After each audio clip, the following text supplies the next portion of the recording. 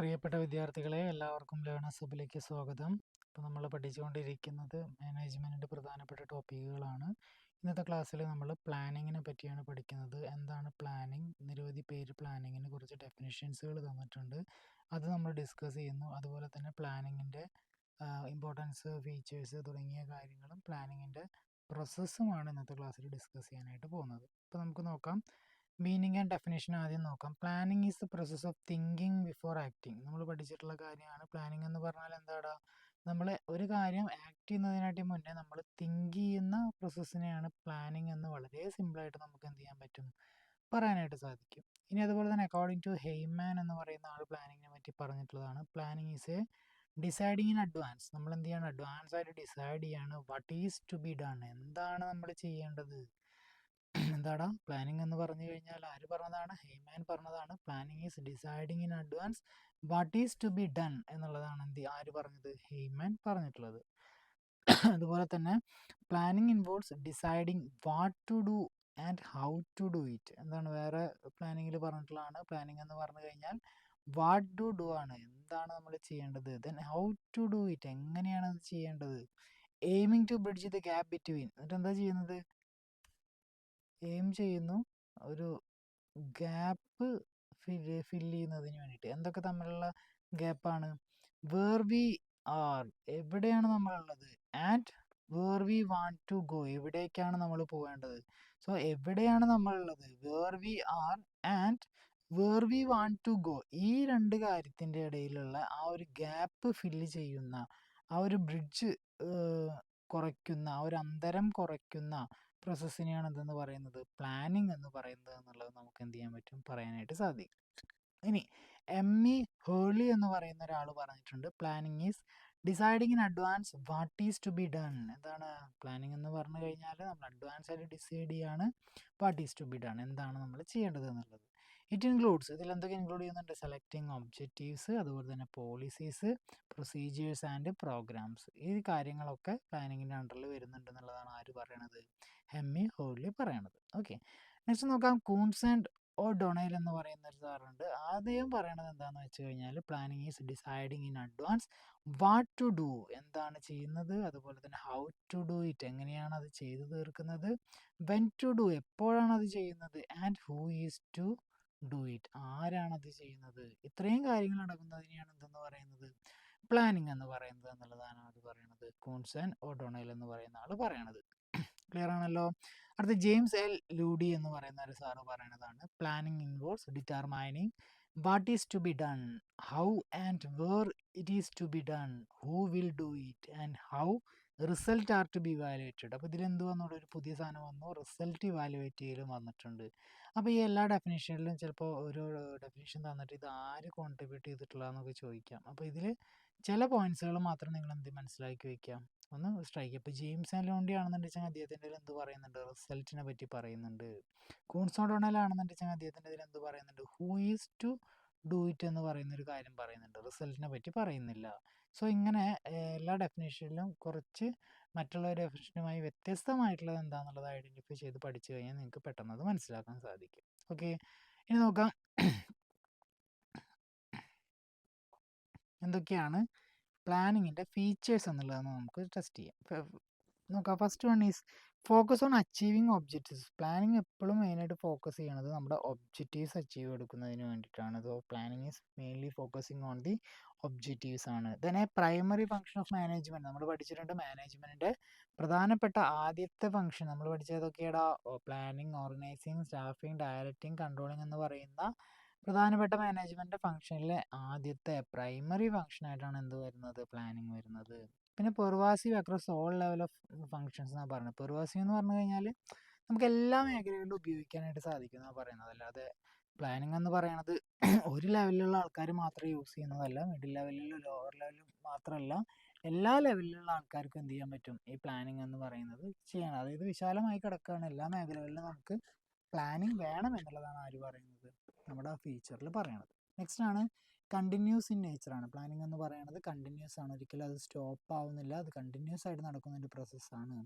പിന്നെ involves decision making. Plan ചെയ്ത ബേസിലാണ് നമ്മൾ എന്ത് ചെയ്യുന്നത്, അത് പ്രോപ്പറായിട്ട് നടക്കുന്നുണ്ടോ എന്ന് തീരുമാനിക്കുന്നതിനാണ് നമ്മൾ പ്രോപ്പർ, ദാറ്റ് മീൻസ് ആ പ്ലാൻ ചെയ്തത് പ്രകാരമായിരിക്കും നമ്മൾ ഓർഗനൈസേഷനിൽ എന്ത് ചെയ്യുന്നുണ്ടായിരിക്കുക, ഡിസിഷൻസുകൾ ടേക്കൺ ചെയ്യുന്നുണ്ടായിരിക്കുക. Then it is easily mental exercise ആണ് അല്ലേ, നമ്മൾ മാനസികമായി മനസ്സുകൊണ്ട് നമ്മൾ എടുക്കുന്ന തീരുമാനങ്ങളാണ് പ്ലാനിങ്ങിൽ വരുന്നത് അല്ലേ. സോ അതുകൊണ്ട് തന്നെ ഈ പ്ലാനിങ് ഒരു കണ്ടിന്യൂസ് പ്രോസസ്സ് ആയതുകൊണ്ട് തന്നെ നമ്മുടെ ഒരു മെൻ്റൽ എക്സസൈസ് ആണ് എന്തെന്ന് പറയുന്നത് പ്ലാനിങ് എന്ന് പറയുന്നത് എന്നുള്ളത് നമുക്ക് പറയാൻ സാധിക്കും. ഒന്ന് പറഞ്ഞ teachers, focusing on achieving objectives. Then primary function of management ആണ്, pervasive across all level of functions ആണ്, കണ്ടിന്യൂസ് ഇൻ നേച്ചർ ആണ്, ഇൻവോൾവ് ഡിസിഷൻ മേക്കിംഗ് ഉണ്ട്, it is essentially mental exercise ആണെന്നുള്ളത് എന്ത് ചെയ്യുക, മനസ്സിലാക്കുക. ഇനി ഇമ്പോർട്ടൻസ് ഓഫ് പ്ലാനിങ് ഉണ്ട്. എന്തൊക്കെയാണ് ഇതിൻ്റെ പ്രധാനമായിട്ട് ഇമ്പോർട്ടൻസിൽ വരുന്നത്? Provide direction for organisational activities. Organisational ആക്ടിവിറ്റീസിന് പ്രോപ്പറായിട്ടുള്ള ഡയറക്ഷൻ നൽകുന്നു. അതുപോലെ റിഡ്യൂസ് റിസ്ക് ആൻഡ് അൺസർട്ടനിറ്റീസ്. നമുക്ക് റിസ്കുകളും പെട്ടെന്നുണ്ടാകുന്ന അൺസർട്ടനിറ്റീസുകളൊക്കെ എന്ത് ചെയ്യാൻ പറ്റുന്നു, കുറയ്ക്കുന്നതിന് വേണ്ടിയിട്ട് സാധിക്കുന്നുണ്ട്. ഇനി നോക്കാം, minimise overlapping and wasteful activities. നമുക്കെന്താ നമ്മുടെ വേസ്റ്റ് നമ്മൾ പ്രോപ്പറായിട്ട് പ്ലാൻ ചെയ്യുകയാണെന്നുണ്ടെങ്കിൽ ഓർഗനൈസേഷനിൽ വേസ്റ്റേജും കാര്യങ്ങളൊക്കെ എന്തായിരിക്കും, കുറവായിരിക്കും. അതുപോലെ തന്നെ ഓവർലാപ്പിംഗ്, ഒരു കാര്യം തന്നെ പിന്നെ കുറേ റിപ്പീറ്റ് അടിച്ച് ചെയ്യുന്ന കാര്യങ്ങളൊക്കെ നമുക്ക് എന്ത് ചെയ്യാൻ പറ്റും, പ്രോപ്പറായിട്ടുള്ള പ്ലാനിങ് ഉണ്ടെങ്കിൽ നമുക്ക് ഒഴിവാക്കാനായിട്ട് സാധിക്കും. അതുപോലെ തന്നെ എൻകറേജ് ഇന്നോവേറ്റീവ് ഐഡിയാസ്. എംപ്ലോയീസിൻ്റെ പുതിയ പുതിയ ഐഡിയകളൊക്കെ നമുക്ക് എന്ത് ചെയ്യാൻ പറ്റും, അവിടെ എൻകറേജ് ചെയ്യിക്കാനായിട്ട് പറ്റും പ്ലാനിങ്, പ്രോപ്പറായിട്ടുള്ള പ്ലാനിങ് ഉണ്ടെങ്കിൽ. അതുപോലെ തന്നെ ഇറ്റ് ഫെസിലിറ്റേറ്റ് ഡിസിഷൻ മേക്കിംഗ്. നമ്മൾ പറഞ്ഞു നമ്മൾ പ്ലാൻ ചെയ്ത് വെച്ചിട്ടുള്ള കാര്യങ്ങളുടെ അടിസ്ഥാനത്തിലാണ് നമ്മൾ തീരുമാനങ്ങൾ എടുക്കുന്നുണ്ടായിരിക്കുക. So it facilitate decision making എന്ന് പറയാൻ പറ്റും.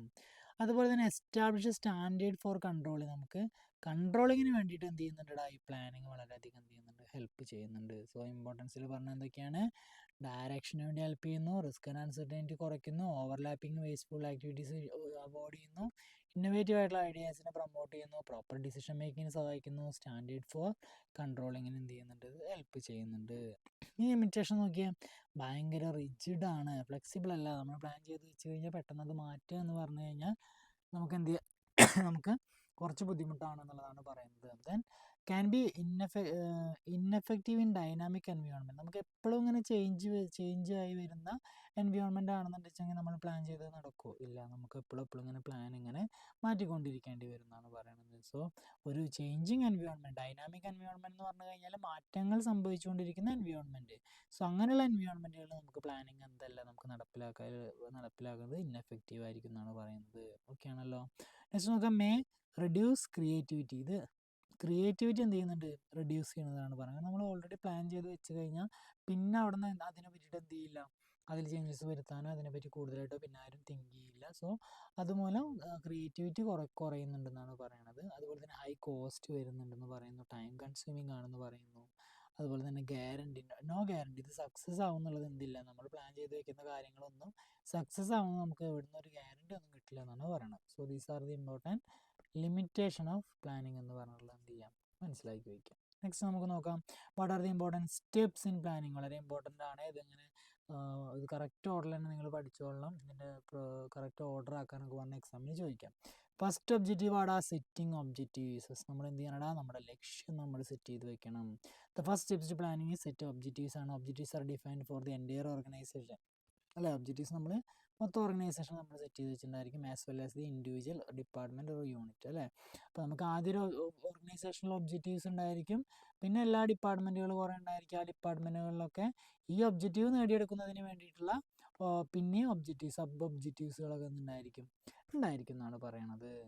Then clearly specify what the organisation aim to achieve and should be communicated to all department. അപ്പോൾ എന്താണോ ഓർഗനൈസേഷൻ്റെ പ്രധാനപ്പെട്ട ലക്ഷ്യം എന്നുള്ളത് നമ്മൾ പ്ലാൻ ചെയ്ത് സെറ്റ് ചെയ്ത് വയ്ക്കും. ഇതേ ലക്ഷ്യങ്ങൾക്ക് വേണ്ടിയിട്ടായിരിക്കും ഡിപ്പാർട്ട്മെൻ്റ് ഒക്കെ പ്രവർത്തിക്കുന്നുണ്ടായിരിക്കുക. ഈ എന്താണോ നമ്മുടെ മെയിൻ ലക്ഷ്യം എന്നുള്ളത് നമ്മൾ എവിടെ കമ്മ്യൂണിക്കേറ്റ് ചെയ്യണം, ഓരോ ഡിപ്പാർട്ട്മെൻറ്റിലും നമ്മൾ കമ്മ്യൂണിക്കേറ്റ് ചെയ്തിട്ടുണ്ടാവണം എന്നാണ് പറയുന്നത്. So first step in planning എന്താണ്, setting objectives. Second one is developing premises. Premises എന്ന് പറഞ്ഞു കഴിഞ്ഞാൽ, പ്രിമിസസ് എന്നൊക്കെ പറയും, പ്രിമിസസ് എന്ന് പറഞ്ഞു കഴിഞ്ഞാൽ അസംഷൻസുകളാണ്. അതായത് managers need to make assumptions about the future condition. ഫ്യൂച്ചറിൽ ഇന്നതൊക്കെ സംഭവിക്കാൻ സാധ്യതയുണ്ട് എന്നുള്ളത് നമ്മൾ എന്ത് ചെയ്യണം, ഫോർകാസ്റ്റും കാര്യങ്ങളൊക്കെ ചെയ്തിട്ട് നമ്മൾ കുറച്ച് അസംഷൻസുകൾ വെക്കണം. ആ അസംഷൻസിൻ്റെ ബേസിലായിരിക്കും നമ്മൾ പ്ലാനിങ്ങുകളും കാര്യങ്ങളൊക്കെ പ്രോപ്പറായിട്ട് ചെയ്യുന്നുണ്ടായിരിക്കുക. സോ ദീസ് അസംഷൻസിനെയാണ് എന്ത് നമ്മൾ പറയണത്, പ്രിമിസസ് എന്ന് പറയുന്നത്. ഓക്കെ, നോക്കാം. These assumptions form the base of drawing plans. ഇതിൻ്റെ ബേസിലായിരിക്കും നമ്മൾ എന്ത് ചെയ്യുന്നത്, ഈ അസംഷൻസുകളുടെ ബേസിലായിരിക്കും നമ്മൾ പ്ലാനിങ്ങുകൾ പ്രോപ്പറായിട്ട് ചെയ്യുന്നുണ്ടായിരിക്കാം. ഫോർകാസ്റ്റിംഗ് എന്ന് പറഞ്ഞാൽ അറിയുന്നുണ്ടായിരിക്കും, നമ്മൾ ഭാവിയിലെ കാര്യങ്ങൾ മുൻകൂട്ടി പ്രവചിച്ച് വയ്ക്കുക. അതിനെയാണ് നമ്മൾ എന്തെന്ന് പറയുന്നത്, ഫോർകാസ്റ്റിംഗ് എന്ന് പറയുന്നത്. Forecasting is used to gather information regarding factors at product demand, government policy changes, tax rates, competition etcetera എന്നുള്ളത്. അതായത് ഭാവിയിൽ ഗവൺമെൻറ് പോളിസി ചേഞ്ച് ചെയ്യുമോ, അതുപോലെ പ്രൊഡക്റ്റിൻ്റെ ഡിമാൻഡ് കുറയോ കൂടുമോ, അതുപോലെ തന്നെ ടാക്സ് റേറ്റിൽ എന്തെങ്കിലും സംഭവിക്കുമോ എന്നുള്ളതൊക്കെ മുൻകൂട്ടി തീരുമാനിക്കുന്നതിനെയാണ് നമ്മൾ ഫോർകാസ്റ്റിംഗ് എന്ന് പറയുന്നത്. ഓക്കെ, അതിൻ്റെയൊക്കെ ബേസിലായിരിക്കും നമ്മൾ പ്രോപ്പറായിട്ടുള്ള പ്ലാനിങ്ങുകൾ നടത്തുന്നുണ്ടായിരിക്കുക. Then accurate premises are the crucial for the successful planning. നമ്മൾ എങ്ങനെയാണോ നമ്മുടെ ഫ്യൂച്ചറിന് നമ്മളിപ്പോൾ കണ്ടുപിടിക്കുന്നത്, ഭാവിയിലത്തെ കാര്യങ്ങൾ എങ്ങനെ വരുന്നത്, നമ്മൾ അസംഷനിൽ സെറ്റ് ചെയ്യുന്നത്, അതിൻ്റെ ബേസിലായിരിക്കും നമ്മുടെ പ്ലാൻ ചെയ്യുന്നത് സക്സസ്ഫുൾ ആവുമോ ആവില്ല എന്നുള്ളത് നമുക്ക് മനസ്സിലാക്കാനായിട്ട് സാധിക്കും. സോ അതുകൊണ്ട് തന്നെ ഏറ്റവും വളരെ ഇമ്പോർട്ടൻ്റ് ആണ് ആദ്യം ഒബ്ജക്റ്റീവ് സെറ്റ് ചെയ്യുക, രണ്ടാമത്തെ പ്രിമിസസുകൾ സെറ്റ് ചെയ്ത് വയ്ക്കുക, അല്ലെങ്കിൽ അസംഷൻ സെറ്റ് ചെയ്യുക എന്ന് പറഞ്ഞാലും ശരി തന്നെയാണ്. Next, identify the alternative course of action. നമുക്ക് കുറേ ആൾട്ടർനേറ്റീവ്സ് ഉണ്ടായിരിക്കും എന്നാണ് പറയുന്നത്. That means multiple way may exist to achieve objectives. നമ്മളൊരു ഒബ്ജക്റ്റീവ് സെറ്റ് ചെയ്ത് വെച്ചാൽ, പ്ലാൻ ചെയ്ത് വെച്ച് കഴിഞ്ഞാൽ ആ ഒബ്ജക്റ്റീവ് നമുക്ക് നേടിയെടുക്കുന്നതിന് വേണ്ടിയിട്ട് നമുക്ക് കുറേ ഓൾട്ടർനേറ്റീവ്സ് ഉണ്ട് അല്ലേ. അപ്പോൾ ആ ഓൾട്ടർനേറ്റീവ്സുകൾ ഉണ്ടായിരിക്കും. ഫോർ എക്സാമ്പിൾ ആയിട്ട് പറയാം, എന്താണ്, ഇപ്പോൾ നമുക്കൊരു ഓർഗനൈസേഷൻ്റെ പ്രോഫിറ്റ് ഇൻക്രീസ് ചെയ്യണമെന്ന് വിചാരിക്കാം. സോ ഇത് ഇൻക്രീസ് ചെയ്യണമെന്നുണ്ടെങ്കിൽ നമുക്ക് എന്തൊക്കെ കാര്യങ്ങളുണ്ട്, ഓൾട്ടർനേറ്റീവ്സ് ഉണ്ട്. ഒന്ന്, റൈസിങ് സെല്ലിംഗ് പ്രൈസസ്. നമുക്ക് എന്ത് ചെയ്യാം, സാധനത്തിൻ്റെ വില കൂട്ടാം, അപ്പോൾ പ്രോഫിറ്റ് കൂടും. അല്ലെങ്കിൽ ഇൻവെസ്റ്റിംഗ് ന്യൂ ടെക്നോളജി, നമ്മുടെ ബിസിനസ്സിൽ പുതിയൊരു ടെക്നോളജി യൂസ് ചെയ്യുക, അപ്പോൾ നമുക്ക് കൂടുതൽ പ്രൊഡ്യൂസ് ചെയ്യാനായിട്ട് സാധിക്കും. സോ പ്രോഫിറ്റ് ഇൻക്രീസ് ചെയ്യാം. അല്ലെങ്കിൽ ഇമ്പ്രൂവ് ചെയ്യുന്ന വർക്കേഴ്സ് എഫിഷ്യൻസി ത്രൂ ട്രെയിനിങ്. എംപ്ലോയീസിനൊക്കെ നല്ല രീതിയിൽ ട്രെയിനിങ് കൊടുത്തിട്ട് അവരെ കൊണ്ട് കൂടുതലായിട്ട് വർക്ക് ചെയ്യിപ്പിച്ചുകൊണ്ട് നമുക്ക് പ്രോഫിറ്റ് ഇൻക്രീസ് ചെയ്യും. സോ ഇങ്ങനെ പല ഓൾട്ടർനേറ്റീവ്സുകൾ ഉണ്ടായിരിക്കും നമ്മുടെ പ്ലാൻ ചെയ്തത് അച്ചീവ് ചെയ്തെടുക്കുന്നതിന് വേണ്ടിയിട്ട്. സോ ഇങ്ങനെയുള്ള ഓൾട്ടർനേറ്റീവ്സുകളെ എന്ത് ചെയ്യുക, ഐഡൻറ്റിഫൈ ചെയ്യുക എന്നുള്ളതാണ് നമ്മുടെ പ്ലാനിങ്ങിലെ മൂന്നാമത്തെ സ്റ്റെപ്പ് എന്ന് പറയുന്നത്. ദെൻ നാലാമത്തെ, നമ്മൾ ഇവാലുവേറ്റ് ചെയ്ത് കഴിഞ്ഞാൽ നമ്മൾ ഓൾറെഡി ആൾട്ടർനേറ്റീവ്സിനെ നമ്മൾ ഐഡൻറ്റിഫൈ ചെയ്ത് കഴിഞ്ഞാൽ ആ കിട്ടിയതിനെ മൊത്തം പിടിച്ച് ഒരു ഇവാലുവേഷൻ നടത്തുക. ഇതിൽ ഏതാണ് നല്ലത്, എല്ലാത്തിൻ്റെ അഡ്വാൻറ്റേജ് ഡിസ്അഡ്വാൻറ്റേജ് ഒക്കെ ഒരു എഴുതി വെച്ച് നമ്മൾ മനസ്സിലാക്കി എങ്ങനെയാണ് അതിൻ്റെ ഇവാലുവേഷൻ ക്രൈറ്റീരിയ വരുന്നത് എന്നുള്ളത് നോക്കി. ഇന്ന സാധനം യൂസ് ചെയ്ത് കഴിഞ്ഞാൽ സെല്ലിംഗ് പ്രൈസ് കൂട്ടി കഴിഞ്ഞാൽ ഇത്ര രൂപ പ്രോഫിറ്റ് കിട്ടും, എംപ്ലോയീസിന് ട്രെയിനിങ് കൊടുത്തു കഴിഞ്ഞാൽ ഇത്ര രൂപയെ കിട്ടുള്ളൂ, സോ മെഷീനറികൾ കൂടുതൽ ഇറക്കി കഴിഞ്ഞാൽ ഇത്ര രൂപ കിട്ടും. ഇങ്ങനെയുള്ള ഒരു പ്രോപ്പറായിട്ടുള്ള ഒരു ഇവാലുവേഷൻ എന്ത് ചെയ്യാം, അവിടെ ചെയ്യുക. അതാണ് നാലാമത്തെ സ്റ്റെപ്പിൽ പറയണത്. Each alternatives associated for its advantage and disadvantage relations objectives എന്ന് പറയുന്നത് ഫാക്ടേഴ്സ് കൺസിഡേഴ്സ് ദി. പിന്നെ ഇതൊക്കെ ഈ ഫാക്ടേഴ്സ് കൺസിഡർ ചെയ്യുമ്പോൾ, നമ്മൾ ഇവാലുവേറ്റ് ചെയ്യുമ്പോൾ അതിൻ്റെ റിസ്ക് എങ്ങനെയാണെന്നുള്ളത് നമ്മൾ ചെക്ക് ചെയ്യണം. അതുപോലെ തന്നെ അതിൻ്റെ റിട്ടേൺ എങ്ങനെയാണെന്നുള്ളത് ചെക്ക് ചെയ്യണം. അതുപോലെ ഫീസിബിലിറ്റി എങ്ങനെയാണെന്നുള്ളത് ചെക്ക് ചെയ്യണം. ഇവാലുവേറ്റ് ചെയ്ത് കഴിഞ്ഞാൽ അടുത്ത സ്റ്റെപ്പ് എന്താണ്, അത് സെലക്ട് ചെയ്യാനാണ്. നമ്മൾ അതിൽ നിന്ന് ബെസ്റ്റ് ഓൾട്ടർനേറ്റീവ്സിനെ നമ്മൾ എന്ത് ചെയ്യുക, ചൂസ് ചെയ്യുക. After evaluating alternatives the most appropriate course of action is selection ആണ്. ഇനി എന്ത് ചെയ്യുക, this is A decision making point. ഈ ഒരു പോയിന്റിലാണ് നമ്മൾ എന്ത് ചെയ്യണത്, തീരുമാനം എടുക്കുന്നത്. ആൾട്ടർനേറ്റീവ് സെലക്ട് ചെയ്യുമ്പോൾ നമ്മൾ തീരുമാനം എടുക്കുകയാണ്, ഇന്ന മെത്തേഡ് ഉപയോഗിച്ചാലാണ് കൂടുതൽ പ്രോഫിറ്റ് ഉണ്ടാവുള്ളൂ, പിന്നെ ഇതാണ് ശരിയെന്ന് പറഞ്ഞിട്ട് നമ്മൾ എന്ത് ചെയ്യുന്നു, ആ മെത്തേഡിനെ നമ്മൾ ടേക്കൺ ചെയ്യുന്നു. സോ അതിനെയാണ് ഡിസിഷൻ മേക്കിങ്ങിൽ എന്ന് മെയിനായിട്ട് പറയണത്.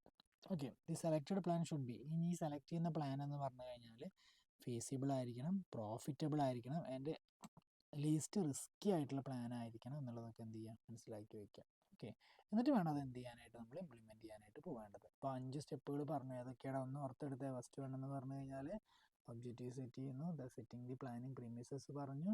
അത് കഴിഞ്ഞാൽ എന്ത് ചെയ്യണം, ഐഡൻറ്റിഫൈ ദി ഓൾട്ടർനേറ്റീവ്സ്. നാലാമത്തെ evaluating the alternatives, then selecting the alternatives. Clear ആണല്ലോ.